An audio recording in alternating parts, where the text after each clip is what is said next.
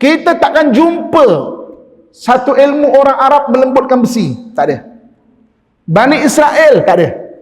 Saya pergi Palestin tak ada. Orang Israel boleh lembutkan besi dengan tangan. Orang Arab boleh buat pedang dengan tangan, tak ada. Tapi ilmu tu ada kat orang Melayu kita. Tante kalau pernah dengar macam mana orang buat keris picit. Dan benda ni bukan dongeng. British pun kaji. Sallallahu ala Muhammad, sallallahu ala Muhammad, sallallahu ala Muhammad, sallallahu ala Muhammad. Allahumma salli ala sayyidina Muhammad wa ashghili zalimin bizzalimin وأخرجنا من بينهم سالمين وعلى آله وصحبه أجمعين. Ya Allah, selawatlah kepada penghulu kami Muhammad. Lekakanlah orang zalim sesama mereka. Keluarkanlah kami dari mereka dengan selamat. Selawat juga untuk keluarganya dan sahabat. Allahumma salli ala sayyidina Muhammad wa ashghili zalimin bizzalimin wa akhrijna min bainihim salimin wa ala alihi wa sahbihi ajma'in. Katakanlah wahai orang-orang yang kafir, aku tak sembah apa yang engkau sembah, kau tak sembah apa yang aku sembah. Bagiku agamaku, bagimu agamamu. Allahumma salli ala sayyidina Muhammad wa ashghili zalimin bizzalimin wa akhrijna min bainihim salimin wa ala alihi wa sahbihi ajma'in. Hasbunallah lidinina wa lidunyana, hasbunallah liman bagha alaina, hasbunallah liman bisu'i kadana, hasbunallah alaihi tawakkalna, hasbunallah wa ni'mal wakil, ni'mal maula wa ni'man nasir. Allahumma salli ala sayyidina Muhammad wa ashghili zalimin bizzalimin wa akhrijna min bainihim salimin wa ala alihi wa sahbihi ajma'in. Bismillahirrahmanirrahim. Assalamualaikum warahmatullahi wabarakatuh. Innal hamdalillah nahmaduhu wa nasta'inuhu wa nastahdi wa nastaghfiruh wa natubu ilaih wa na'udzu billahi min shururi anfusina min sayyiati a'malina may yahdihillahu fala mudilla lahu wa may yudlilhu falan tajida lahu waliyan mursyida. Asyhadu an la ilaha illallah wahdahu la syarika lah wa asyhadu anna Muhammadan abduhu wa rasuluh. Allahumma fassalli wa sallim ala sayyidina Muhammad wa ala alihi wa ashabihi ajma'in, amma ba'd. Alhamdulillah, pertama syukur kepada Allah Subhanahu wa taala dengan limpahan kurnia dan rahmatnya pada malam berbahagia ini kita menyambung perkongsian dan pengajian kita. Jadi mudah-mudahan bermanfaat kepada kita insya-Allah. Okey. Malam ni kelas kita ada lain sikit. Okey. Saya akan buat perkongsian dalam setengah jam. Lepas tu kita ramai-ramai nanti akan buat kelas secara berjalan. Tuan-tuan ikutlah saya ya. Kalau saya berlari, kita berlarilah. Okey. Nanti kita duduk kat depan sana, saya nak terangkan benda-benda yang spesifik mengenai hazanah kita lah. Dan tuan-tuan akan dibekalkan dengan satu device, dia panggil maknanya receiver. Jadi kita tak bawa banyak, ada 80. Jadi satu receiver tu kongsi 2 orang Jadi receiver tu dia ada earphone. Jadi kongsi 2 orang lah. Maknanya kongsi rapat 2 orang tu, sebab kita ada 80 unit, maknanya boleh digunakan untuk 160 orang je.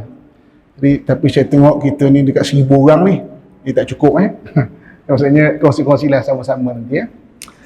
Okey, muslimin dan muslimat rahmatullah sekalian.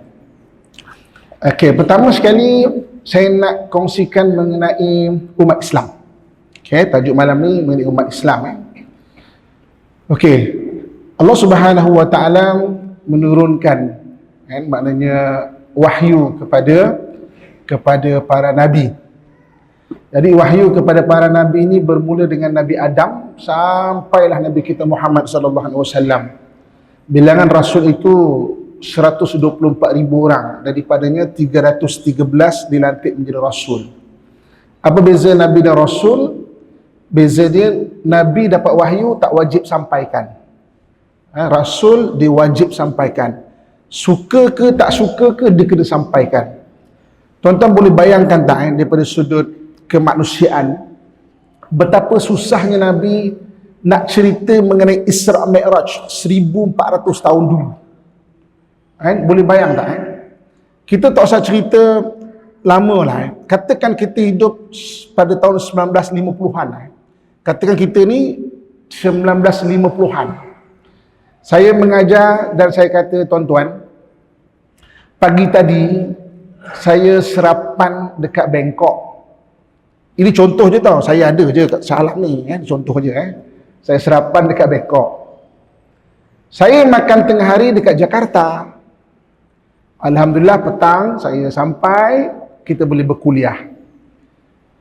Tuan-tuan, kalau sekarang 2024 saya cerita macam ni, kita boleh percaya tau. Sebab apa? Ada logik.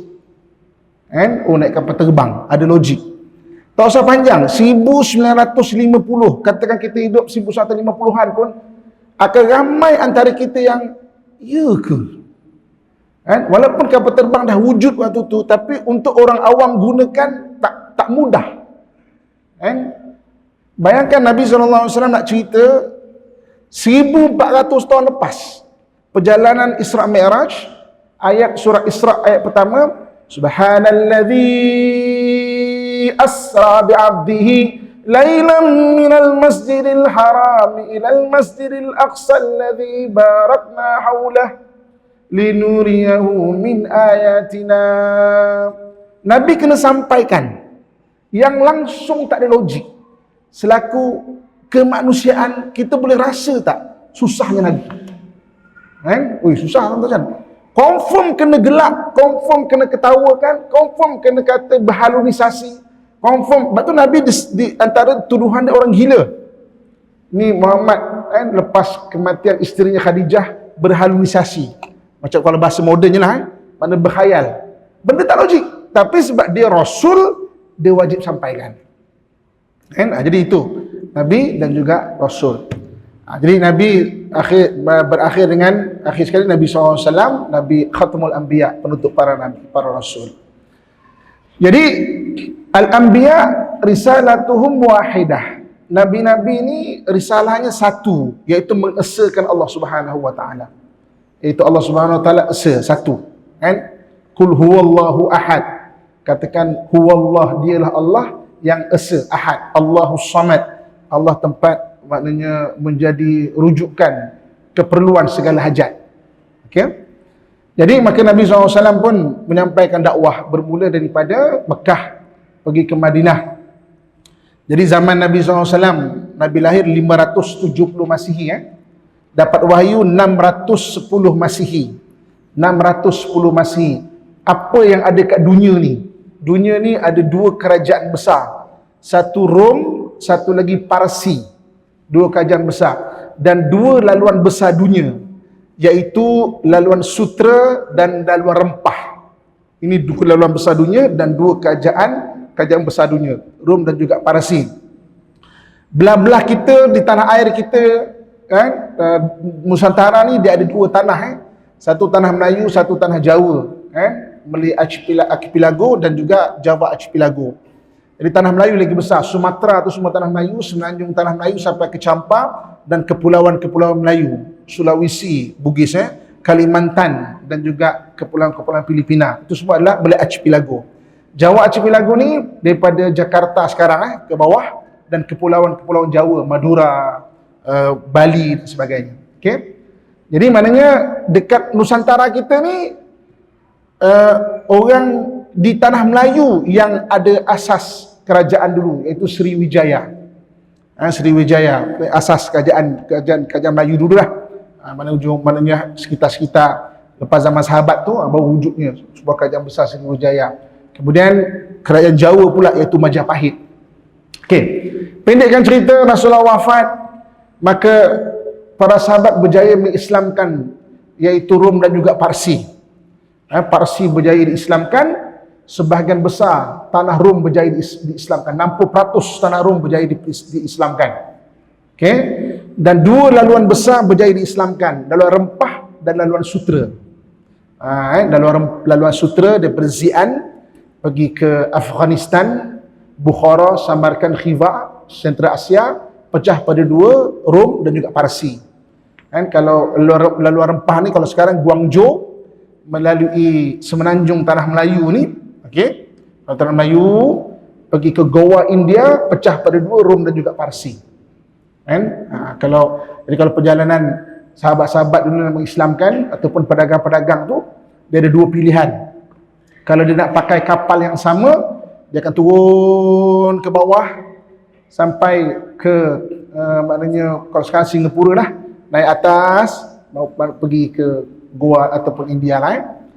Kalau tak, dia parking kapal dekat segenting kera, pindah barang-barang, tarik naik gajah, tukar kapal, maknanya belayar pakai kapal lain, dekat sekitar segenting kera sana. Okey. Jadi dua laluan ni. Dan laluan yang berjaya diislamkan ini antaranya adalah bahagian-bahagian tanah Melayu kita lah dan tanah Jawa, Nusantara kita. Jadi tuan-tuan sekalian, bila kita sebut umat Islam, dia ada tanah dia. Hari ini dengan izin Allah Subhanahu Wa Taala, saya selalu berulang pergi ke Palestin. Kita rombongan baru balik, tengah-tengah perang ni pun kita pergi hantar bantuan. Nanti Isra Mi'raj bulan 1 ada rombongan sekali kita pergi. Jadi maknanya kalau anda kata saya pergi ke Palestin, tanah di sana, umat Islam di sana adalah orang Arab Palestin. Nak kuatkan Islam di sana, kena kuatkan umat Islam di sana. Kena bantu umat Islam. Umat Islam yang membahu Islam itu. Okey. Hari ini kalau kita pergi ke India, tanah di sana, umat Islam di sana adalah orang India. Nak kuatkan Islam di sana, kena kuatkan umat Islam di sana. Kena kuatkan orang India di sana. Kita pergi ke laluan sutera dekat Uyghur. Dekat Uyghur, Islam di sana, umat Islam di sana adalah orang Cina. Nak kuatkan Islam di sana, kena kuatkan umat Islam di sana. Umat Islam sana kuat, maka kuatlah Islam di sana. Kita tak boleh datang tiba-tiba 10-20 orang kita jadi hero kat sana. Bukan, itu bukan tanah kita. Itu tanah umat Islam sana. So kita kena kuatkan sahabat-sahabat si Islam di Uyghur, maka Islam akan kuat di sana. Tuan-tuan sekalian, sama juga di Nusantara ini, umat Islam di Nusantara ini siapa? Tuan-tuan sekalian. Nak kuatkan Islam, kena kuatkan umat Islam. Nak kuatkan umat Islam di Nusantara ini, umat Islam ni siapa? Adalah orang Melayu. Suka tak suka, orang tak suka dengar tu, ikut dia lah. Tapi memang orang Melayu. Jadi nak kuatkan Islam di sini, kena kuatkan umat Islam di sini. Nak kuatkan umat Islam di sini, kena kuatkan, maknanya orang Melayu Islam di sini. Ni, sebab kita umat Islam. Kalau orang Arab datang tiba-tiba 4-5 orang datang sini, tak boleh, susah. Sebab tanah ini dia ada amanah dia. Dia ada amanah, dia ada orang dia yang Allah amanahkan sebagai umat Islam di sini. Jadi maknanya kita sebagai orang umat Islam di sini, kita kena faham benda ni lah. Kita kena jadi kuat daripada sudut-sudut yang berbagai-bagai. Ekonomi, sudut berbagai-bagai lah. Biar kita kuat. Ada benda-benda boleh berbalah, ada benda-benda kena bersatu. Sebab dengan perpecahan, memang orang akan menjadi lemah. Okay? Muslimin dan muslimat rahmatullahi sekalian. Okey, itu bab pertama yang kita kena faham. Umat di sini, umat Islam ni siapa? Kena kuatkan siapa? Dan kita sendiri kena kuat. Kita kena sendiri kuat dan tak boleh nak mengharap orang lain. Kita sendiri dengan ilmu, dengan kesungguhan, dengan semangat, dengan keimanan, dengan akhlak, dengan maknanya kita kena mulakan. Jadi sebagai umat Islam di sini. Okey.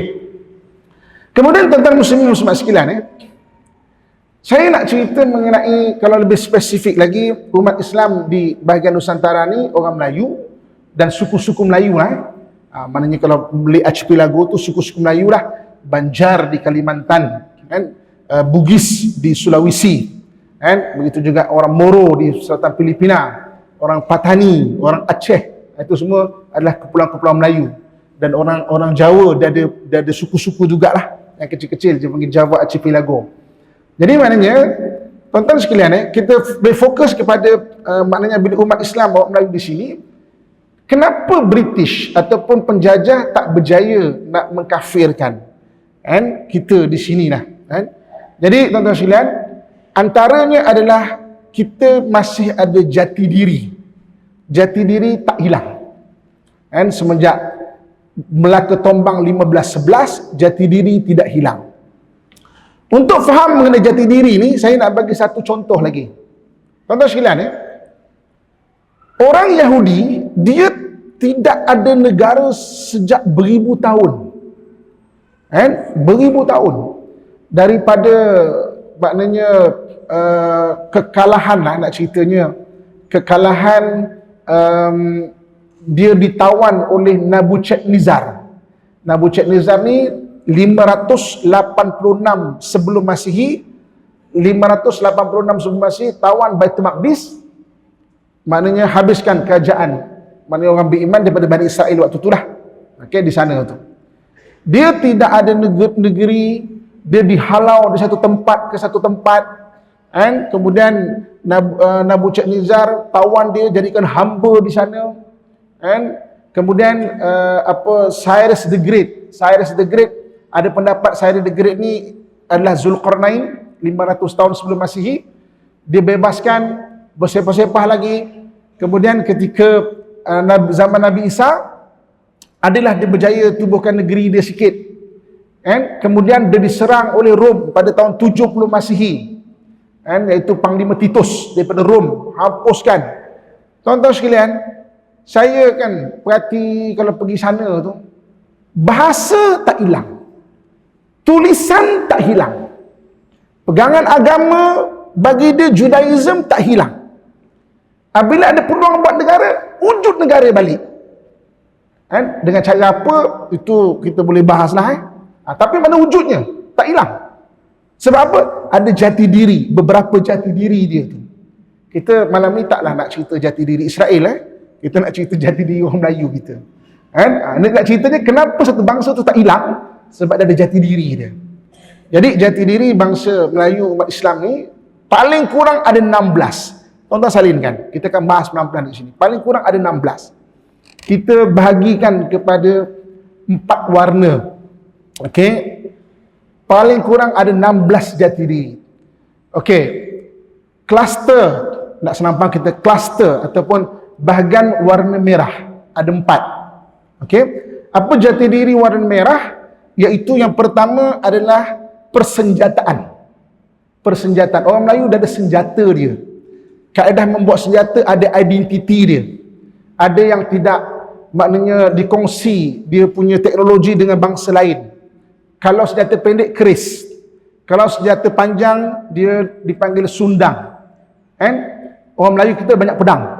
Tapi banyak pedang-pedang tu berkongsi teknologi dengan bangsa lain. Contoh, pedang buaya berenang. Pernah tengok tak? Buaya berenang berkongsi teknologi dengan orang Turki.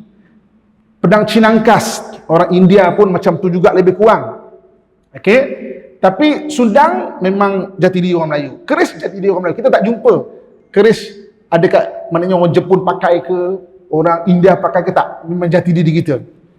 Dan juga bunga-bunga yang dihias pada hulu, pada sampir, dia ada persenjataan dia. Jadi tuan-tuan, kalau tuan-tuan di rumah ada keris yang naratifnya ada hantu, jangan pergi bawa kepada pengamal perubatan Islam yang dia punya cara rosakkan barang tu. Ada yang dipotong, dibakar, dibuang ke sungai. Jangan, tuan-tuan sekalian. Pergilah, ada orang yang boleh berubat dengan cara tak merosakkan barang tu. Bayangkan kalau keris ayah-ayah atau atuk tuan-tuan sekalian 300-400 tahun umur dia, ada nilai sejarah yang boleh kita kaji di situ. Yang banyak rahsia yang ada di situ tu, kita boleh kaji. Sudut besi dia, saya memang agak spesifik kaji pasal besi dengan UTM. Dapat keris, kita bawa ke lab. Besi-besi orang Melayu ni masya-Allah, macam-macam tuan-tuan sekalian. Ada besi-besi yang pelik-pelik pun ada. Ada besi-besi yang aneh-aneh pun ada. Aneh tu maksudnya ada campur iron campur titanium, saya pernah jumpa. Iron campur titanium, iron campur rare earth, unsur nadir ada.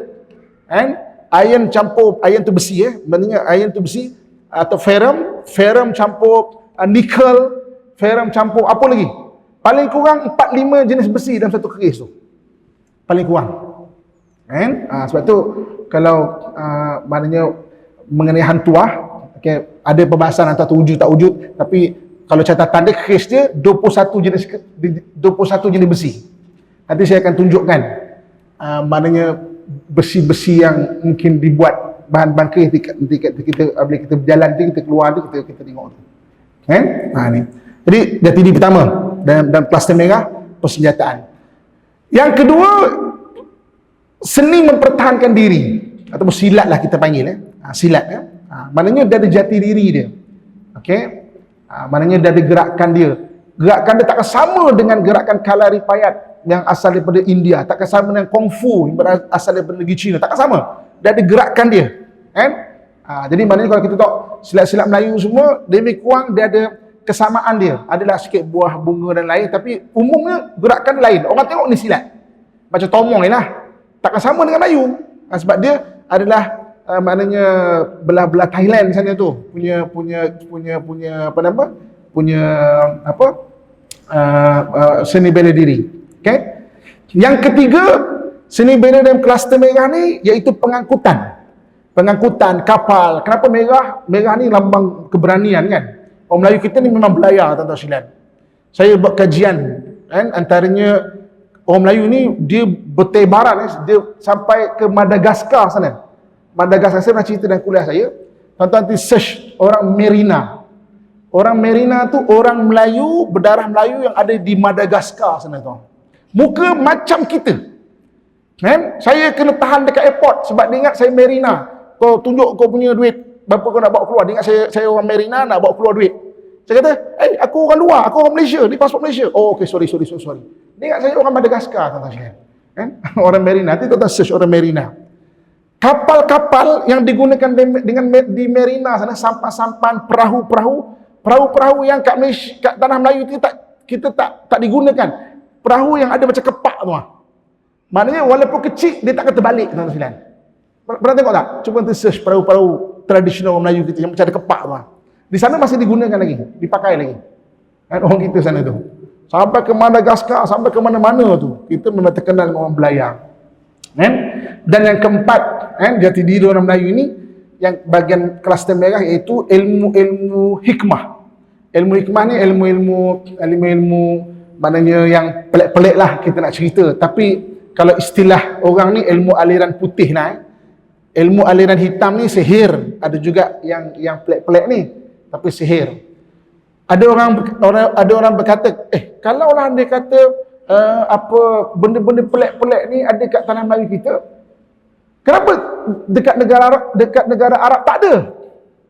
Kita dah kongsi pada kelas yang lepas kan, macam mana antara pengaruh daripada Mesopotamia ni antaranya sihir kan, daripada belah kita ni. Okey. Jadi tuan-tuan sekalian, di tanah Arab sihir telah dibersihkan oleh para nabi.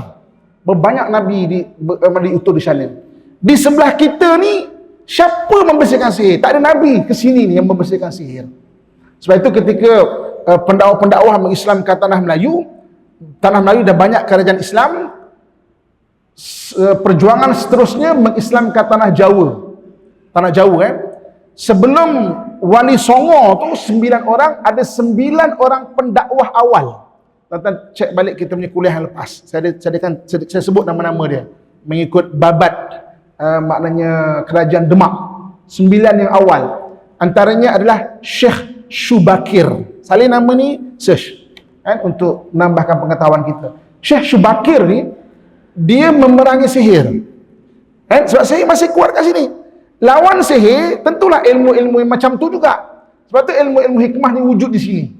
Sebab untuk melawan sihir tu keperluannya tu ada di sini kan, di sana tak ada. Tuan-tuan sekalian, Nabi Daud alaihissalam 1000 tahun sebelum Masihi. Nabi Daud alaihissalam. Semua kita tahu, kita baca Quran, kita baca hadis. Antara kelebihan Nabi Daud kan, dia boleh melembutkan besi dengan tangannya ini. Kan? Relau sungai batu 800 tahun sebelum Masihi. Beza 200 tahun je daripada Nabi Daud. Kita takkan jumpa satu ilmu orang Arab melembutkan besi. Tak ada. Bani Israel tak ada. Saya pergi Palestin tak ada. Orang Israel boleh lembutkan besi dengan tangan. Orang Arab boleh buat pedang dengan tangan, tak ada. Tapi ilmu tu ada kat orang Melayu kita. Tuan-tuan kalau pernah dengar macam mana orang buat keris picit. Dan benda ni bukan dongeng. British pun kaji mengenai, maknanya salah satu keris Melayu tu keris picit. Ambil batu, seketul picit, jadi keris begitu lah. Ilmu tu ada kat orang Melayu. Tak ada orang Arab, tak ada. Orang belah-belah Israel tak ada ilmu picit tu, tuan-tuan sekalian. Jadi maknanya, kenapa? Keperluannya ada di sini. Kenapa tak ada kat sana? Sebab sana tu tak ada keperluan dia. Allah bagikan dengan keperluan satu ilmu tu. Ini ilmu, maknanya bagi kluster merah lah. Okey. Kluster biru. Kluster biru ni ada 4 juga. Yang pertama, permainan kebudayaan. Persembahan kebudayaan. Okey, tarian, okey, ataupun alunan-alunan bunyi-bunyian. Persembahan kebudayaan. Jadi maknanya Melayu kita ada permainan dia. Itu satu jati diri. 16 ni tuan-tuan sekalian, paling kurang kita kena ada satu. Baru kita akan sayang, kenal pada bangsa ni. Kalau tidak, kita akan jadi orang lain. Paling kurang satu. Okay? Saya jumpa baru ni, saya satu program di Johor. Jadi kita ada buat bahas pasal keris dan sebagainya. Dia kata, Ustaz, saya ni Ustaz, saya singgah makan, dia punya kedai makanan tradisional. Saya ni Ustaz, apa nama, nak sangatlah belajar pasal silat ke, tapi tak kuatlah badan ni Ustaz. Balik-balik sengal, seminggu demam, men. Saya kata, tuan dah bagian masakan. Nanti kita ada. Masakan ni adalah sebagai jati diri. Fokuslah bangunkan benda tu. Dia ada falsafah dia tau. Masakan Melayu, tanya ibu-ibu, kak-kak yang mahir. Dia ada falsafah dia. Dia ada falsafah dia. Dalam bentuk kesihatan pun ada falsafah dia. Kenapa makan sate tu makan dengan timun? Kan? Dia ada falsafah dia. Saya taklah mengajar menu malam ni ibu-ibu kak-kak lagi kaya pengalaman ilmu masakan daripada saya kan. Yang mana permainan kebudayaan. Contoh dia kan. Atau saya pernah bincang permainan tabal orang Melayu. Kita orang Melayu ada permainan papan. Permainan papan kita. Ada permainan harimau, ada permainan tabal dan sebagainya. Okey, yang kedua dalam kluster biru ni makanan tradisional tadi saya sebut. Makanan tradisional. Kuih-kuih tradisional, alat-alat memasak, kan? Yang ketiga iaitu craft, ukiran dan ukiran craft, ukiran maknanya di rumah-rumah, kan? Ukiran di batik, ukiran di tembikar. Tuan-tuan pernah kenal buah buton? Buah buton pernah dengar buah buton? Kan? Nanti search buah buton tu apa? Ada di rumah-rumah orang Melayu lama. Kalau di Negeri Sembilan, buah buton lambang kepada keadilan. Di negeri lain, buah butonnya di atas. Negeri Sembilan, buah buton bawah. Tuan-tuan nanti search buah buton, tengok rumah-rumah Negeri Sembilan, buah buton itu ke bawah. Dia lambang keadilan. Tapi negeri lain, buah buton itu biasa ke atas. Lambang kepada agama. Kan? Jadi sini beda. Kita takkan jumpa maknanya bunga yang ada di kain batik terdapat pada keris. Tak. Ukiran dia lain. Bunga-bunga yang ada di keris biasanya pohon-pohon untuk ubat-ubatan. Kan? Maknanya untuk bentikan darah, untuk maknanya peperangan punya ilmu lah. Okay. Kita takkan sama bunga yang berada di tembikar dengan bunga yang berada di palang-palang rumah, tak sama. Itu craft. Kalau yang mendalami benda ni boleh bahas. Itu sebagai satu jati diri. Tuan-tuan kalau tengok kita tengok bunga ni. Bunga apa ni? Kan? Maksudnya bunga-bunga dia. Dan kalau kita tengok Quran, jumpa Quran lama, kita boleh kenal Quran ni, bunga ni digiri mana? India ke, Arab ke, atau tanah Melayu punya. Macam tu juga dengan tuan-tuan kalau pergi dekat mimbarnya Salahuddin Al-Ayyubi, kan, yang diletakkan dekat dekat Masjid Al-Aqsa, ada kajian antara tukang dia daripada Nusantara ni, ada kajian wallahu alam. Tapi bunga-bunga di situ, bunga-bunga daripada Nusantara. Awan laratnya lah, apalah. Siapa pergi Masjid Aqsa, tengok mimbar dekat Masjid Aqsa tu. Siapa pergi ke Mekah, pergi lawat muzium kat Mekah, pintu Kaabah tu, cuba tengok bunga dia. Bunga-bunga sebelah kita. Maknanya orang kita terlibat untuk buat benda tu. Kan? Betul. Maknanya kalau tengok, kan, mana perhati, ambil tahu. Oh, bunga ni. Oh, kenapa bunga ni? Oh, kenapa bunga ni? Kan? Bunga kat telekong. Tapi itu barulah. Kat telekong tak sama. Sebenarnya kalau yang lama dengan bunga yang ada dekat tembikar ke batik ke dan sebagainya. Okey, kemudian yang keempat, jati diri biru ni, kluster biru ni, iaitu busana. Busana, berhias, pakaian, kan? Ada telepuk lah, ada kain songket lah, tekat lah. Baru ni saya buat kajian pasal kain tekat, kan? Naratif dia, oh ini adalah emas. Kita bawa ke lab, ada yang perak, ada yang emas sungguh, tuan-tuan sekalian. Barulah saya baru appreciate. Jumpa kain lama tu, wih, ni emas ni. Kan? Kain-kain tekat, jangan kita buang. Kan? Jadi maknanya kain mak kita, atuk kita, nenek kita, moyang kita dulu, oh buruklah kain ni, buanglah. Jangan, tuan-tuan sekalian. Dia ada nilai sejarah kat situ tu. Boleh kaji bunganya apa, boleh kaji kain ni macam mana, boleh kaji benang dia macam mana, dan ada pengkaji-pengkaji dia. Okey? Okay, kemudian jati diri hijau ada 4 juga. Apa jati diri hijau? Iaitu yang pertama agama. Agama tu jati diri orang Melayu. Dan agama bagi orang Melayu adalah ahli sunnah wal jamaah. Maknanya adalah jati diri. Sebab tu kalau orang belajar agama, dengan sendiri dia akan cari bangsa tu. Sebab dia adalah jati diri kita. Okey? Jati diri hijau yang kedua, perubatan ketika sakit. Perubatan ketika sakit. Ini dah sakit, macam ubat. Kita pernah dengar ada orang yang patah tulang. Boleh maksudnya boleh secara kampung lah kita panggil kan. Tapi dah ada ilmu dia. Saya 2018 kan, accident. Saya bawa kereta baik-baik, bas terbabas langgar saya. Patah riuk, orang tu kata sini patah kan. Oh, baru saya tahu punya patah rusuk ni, mungkin ibu-ibu kakak kalau saya pernah ketawa pun tak boleh tahu, senak sakit kan kalau patah rusuk ni. Okey, jadi bawa ke hospital, doktor x-ray badan, oh nampak satu patah kan. Saya kata, tapi saya senak doktor, tak ada, x-ray tak nampak ni. Malam tu tukang urut datang ke hospital. Okey, petang tu dia pegang je ni, ustaz, patah 2 ni ustaz, rusuk saya belakang patah 2 ni. Tak ada lah, tapi saya senak tau. Cuma doktor kata tak ada, x-ray tak nampak. Jadi malam tu doktor datang, saya kata, doktor, saya senak lah kan, macam patah, esok kita buat CT scan. CT scan lebih detail lagi kan. Patah 2 sungguh sini lah.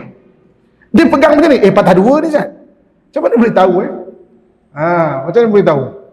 Kan? Dia ada ilmu dia. Kan? Itu penjaga, maknanya perubatan ketika sakit. Kan? Contoh manuskrip di Patani. Kan? Patani dekat museum Quran Naratiwat tu, dari manuskrip antara yang menarik minat saya untuk melihat manuskrip. Orang Melayu ada cara menyusun usus. Kalau dia pegang, terburai perut, dia bukan sambung terus tau. Dia susun usus tu dulu, baru dia sambung. Ada ilmu menyusun usus. Tapi ilmu tu hilang kan? Ada tapi manuskrip dia ada. Tuan-tuan kalau minat, pergi ziarah orang tua-tua, rumah-rumah. Jangan bakar buku-buku. Kita jumpa kitab-kitab catatan orang tua-tua kita dulu. Kan? Ini datang, ada jin ni, pergi bakar. Jangan tuan-tuan. Ada ilmu-ilmu yang kita tak kaji zaman moden ni. Ni. Okey, yang ketiga, jati diri hijau, penjagaan kesihatan. Tadi dah sakit, ini penjagaan kesihatan. Herba, senaman, pemakanan kesihatan, kan? Ni boleh belajar, boleh rujuk lah. Maksudnya dengan dos yang betul, kan? Rempah-rempah ratus, itu lama dah kita makan dulu. Kan? Dan yang keempat, kan? Jati diri hijau, iaitu pendidikan budaya. Pendidikan budaya ni sistem nilai, lagu dodoi lagu dodoi orang Melayu kita dulu mendodoikan anak, dia ada lagu dia. Kan? Lagu-lagu dia bukan lagu-lagu rock apa semua lagu-lagu nasihat-nasihat, masya-Allah. Kan? Bonda penuh riang menerima bahtera merdeka, putra-putri sayang sedang berjuang. Ketika tanah Melayu ni dijajah oleh Belanda, banyak tempat-tempat surrender. Sultan Hasanuddin daripada Makassar ataupun daripada Kesultanan Goa, bukan Goa India, maknanya sign perjanjian. Kan? Kerajaan Luwu, kerajaan Pontianak, kerajaan Sambas, kerajaan banyak. Tapi kerajaan Melayu yang Melayu di sini tak menyerah, tuan-tuan sekalian. Sebab itu orang-orang Bugis, ketika Sultan Hasanuddin menyerah dengan Belanda, diorang rasa macam, kenapa kita masih kuat? Kenapa kita menyerah? Kenapa menyerah? Dia cari sultan yang tak menyerah lagi, sebab memang nak lawan dengan Belanda. Cari itu yang daripada suku Melayu, suku Bugis boleh datang kemari, sebab orang Melayu kita tidak menyerah. Kan? Daripada kerajaan Johor Riau diasak oleh Portugis dan Belanda, maknanya daripada Melaka diasak ke Johor, diasak oleh Portugis, dia berundur ke Pulau Penyengat. Kan? Kemudian Belanda nak tangkap Raja Melayu juga lagi ni. Macam mana nak suruh menyerah, paksa menyerah sebagainya. Dia berundur ke Pulau Lingga. Ditahan oleh Raja Haji Fisabilillah. Peperangan di Pulau Penyengat, tuan-tuan nanti baca Perang Riau II. Banyak kapal-kapal Belanda tenggelam. Antara yang paling digeruni adalah penyelam Melayu. Orang Melayu kita ni ilmu air biasa kan. Dia boleh menyelam, dia bocorkan kapal tu. Berundur Belanda pergi ke Melaka, dikejar oleh Raja Haji Fisabilillah daripada Pulau Penyengat sana ke Melaka. Dikepung Melaka dah nyawa-nyawa ikan dah. Kalaulah tiada pengkhianat beritahu kepada Batavia sekarang Jakarta, Belanda dah dapat kita rampas balik Melaka tuan. Tapi diambush Raja Haji Fisabilillah pada waktu pagi, syahid dekat Teluk Ketapang. Tapi tak menyerah tuan-tuan sekalian. Sampai sudah tak menyerah. Di hujung-hujung saja, lepas Belanda ni belajar dengan British, dia buat perjanjian. Dia tak berperang betul. Kan? Jadi sebab itu, ibu-ibu dulu, suami pergi berperang, ibu-ibu jaga anak. Lagu dodoi itulah sistem nilai yang ditanam kepada anak-anak. Ni tuan-tuan sekalian. Lepas tu tuan-tuan kalau baca lagu dodoi, banyak falsafah-falsafah, Masya Allah. Orang sekarang lagu dodoi juga, tapi lagunya ya au. Tak ada dah pun buai moden dah. Cuba beli buku, cari buku lagu dodoi Melayu. Cuba tengok perkataan-perkataan dia. Masya Allah. Dan kluster yang terakhir, kluster kuning. Kluster kuning iaitu yang pertamanya adat istiadat. Adat istiadat, tata cara, adat dan adab. Orang Melayu kita ni ada adab. kan? Ada adab tertib dia, kan? Depan orang tua jalan memang tunduk, kan? Itu adab, itu memang orang Melayu punya. Minta izin, kan? Dulukan orang tua, kan? Maknanya dengan guru, dengan ulama, dengan rakan seperguruan, kan? Begitu juga dengan seteru, dengan musuh-musuh. Dia tetap ada adab dia, kan? Ada yang musuh-musuh dia, itu dia panggil adat istiadat dan juga adab. Okey. Kemudian jati diri kuning yang kedua iaitu mengenai ekonomi. Orang Melayu kita perburuan, kan? Ternakan, kan? Emas, pencarian emas. Kita ni Ptolemy kurun kedua tulis dalam buku dia. Kawasan kita ni dipanggil Aurora Kersani, semenanjung emas, kan? Ataupun Golden Kersani, kan? Ataupun Suvarna Bumi. Itu yang Thailand ambil Suvarna Bumi itu jadi dia punya nama airport tu, Suvarna Bumi, Suvarna Bumi. Itu adalah negeri mana negeri emas. Suvarna Bumi. Maksudnya Suvarna Bumi, negeri emas. Kita memang banyak emas tuan-tuan sekalian, kan? Dan emas dekat kita ni dia punya priority dia tinggi dibanding emas-emas tempat lain. Lepas tu antara kepakaran emas, tuan-tuan pergi Sirim, pergi tanya kat sana tu. Orang Malaysia ni antara kepakaran emas yang lebih 90%. Barat 75% yang emas ada dari kemahiran dia. Tapi kita yang sampai 90% ke atas tu kemahiran tu ada kat kita. Kan? Sampai sekarang tau. Kan? Okey, kemudian ekonomi. Okey, satu benda saya baru tadi meeting dengan bahagian Jabatan Pembangunan Kemahiran. Kan? Saya ada meeting dulu dengan Perhilitan, kemudian Jabatan Pembangunan Kemahiran. Saya kata, kenapa tidak ada ilmu orang Melayu yang telah hilang daripada sudut ternakan, maknanya yang kuning ni kan, iaitu pelihara gajah. Orang Melayu kita mahir dengan gajah, tuan-tuan sekalian. Thailand masih dikekalkan ilmu dan skill tu. Kenapa orang Melayu kita tak dibagi untuk bela gajah? Dan skill tu sebenarnya ada dalam darah kita. Dekat Pahang, dekat Johor, dekat Perak, orang dulu tengok gambar-gambar lama. Tapi tak ada seorang pun sekarang ni orang Melayu kita yang ada ilmu gajah.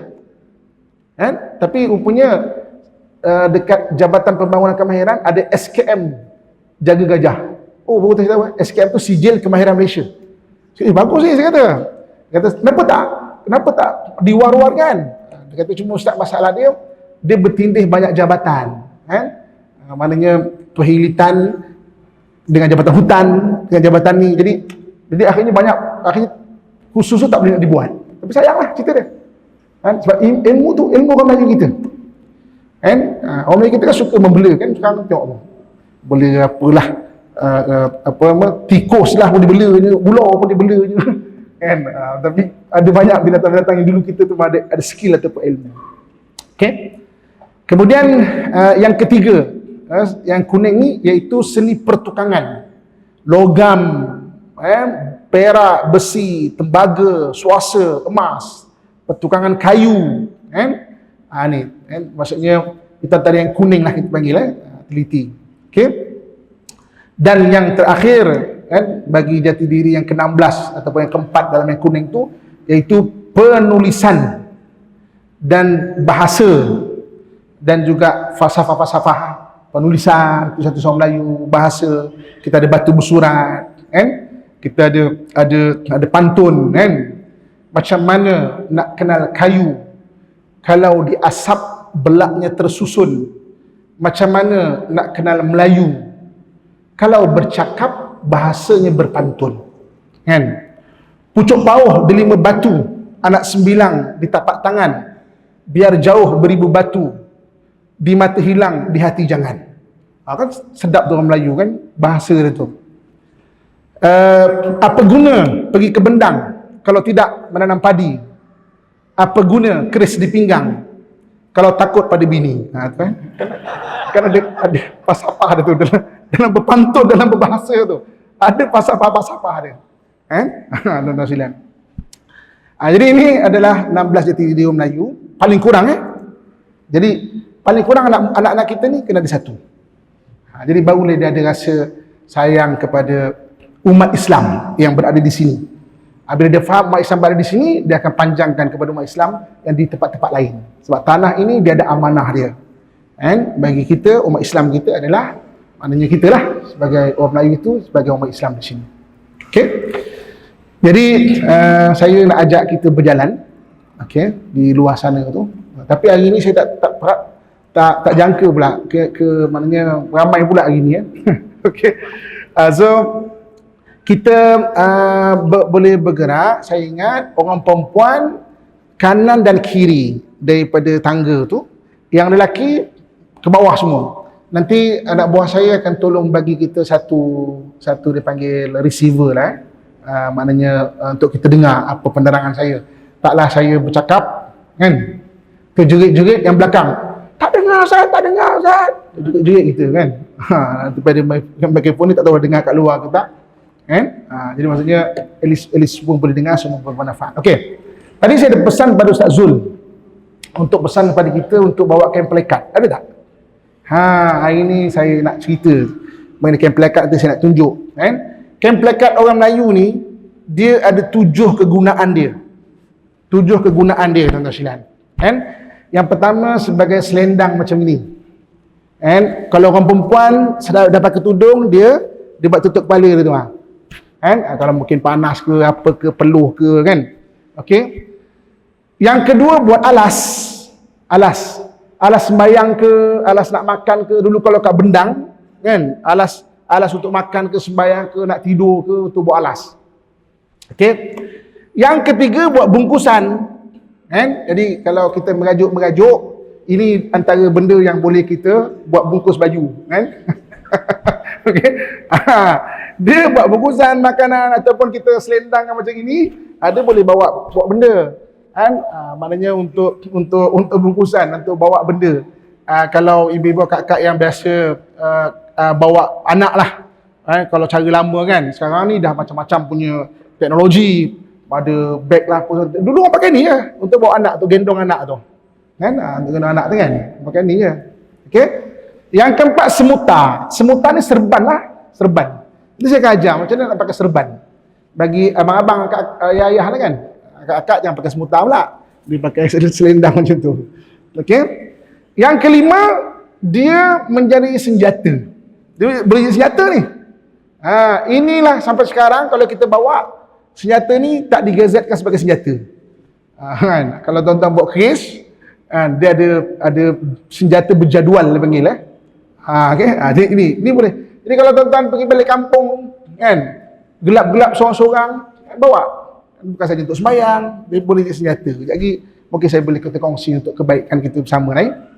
Okey. Kemudian untuk bengkung tu untuk ikat pinggang lah kan. Untuk ikat pinggang. Okey.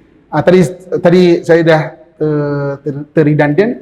Bungkusan satu lagi untuk untuk kita sandang. Okey, yang ke-7 untuk kita sandang benda.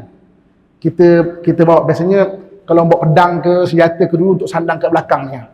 Kan? Ada cara dia. Jadi siapa yang ada bawa camp pelekat, jom kita buat keluar nanti saya tunjuk. Kan cara dia. Mudah-mudahan bermanfaat lah ya. Masya-Allah mudah-mudahan. Okey, kita pergi keluar sekejap. Nanti kemudian kita tutup balik, masuk balik sini lah. Saya rasa boleh bergerak dalam masa 5 minit lah. Untuk ibu-ibu kakak kanan dan kiri, yang abang-abang ke depan sana. Kan? Nanti kita akan bergerak pelan-pelan ke satu tempat. Okey, jom. Wallahu a'lam. Jazallahu anna sayyidana Muhammadan Muhammadan ma huwa ahluhu